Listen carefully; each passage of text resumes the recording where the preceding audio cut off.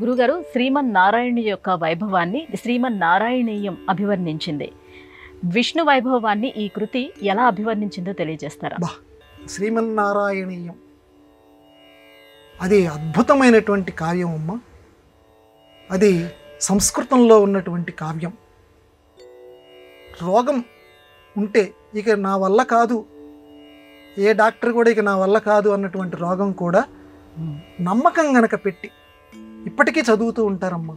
ఆ శ్రీమన్నారాయణీయ కావ్యాన్ని గనక చదివితే ఎటువంటి రోగమైనా సరే వెళ్ళిపోతుంది, నీ దరిదాపుల్లో అది ఉండదు. దీనికి ప్రత్యక్ష సాక్ష్యం ఆధునిక యుగంలో భట్టాత్రి అనేటువంటి కవి ఆయన రాసినటువంటిదే. శ్రీమన్నారాయణీయం అంటే భాగవతం యొక్క సారాంశం మొత్తం. ఎందుకంటే చనిపోయేలో భాగవతం చదవమంటారు. అన్ని వేల శ్లోకాలు ఉన్నది నువ్వు చదవకపోయినా 1034 శ్లోకాలు ఉంది ఇది శ్రీమన్నారాయణీయం.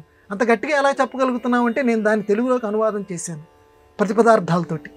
కాబట్టి అంత గొప్ప కావ్యం అది.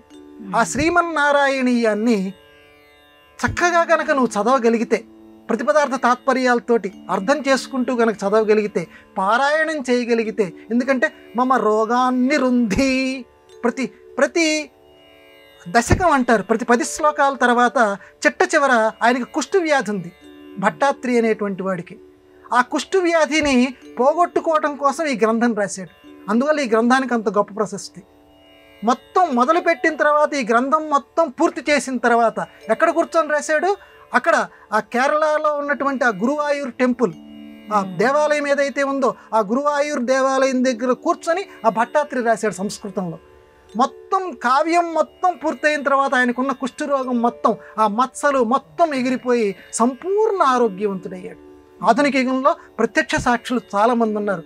ఎటువంటి రోగమైనా సరే పోగొట్టగలిగినటువంటి అత్యద్భుతమైనటువంటి మహిమాన్వితమైనటువంటి కావ్యం. ఇప్పటికీ చాలామంది ఒక పారాయణ కింద దాన్ని చేస్తూ ఉంటారు.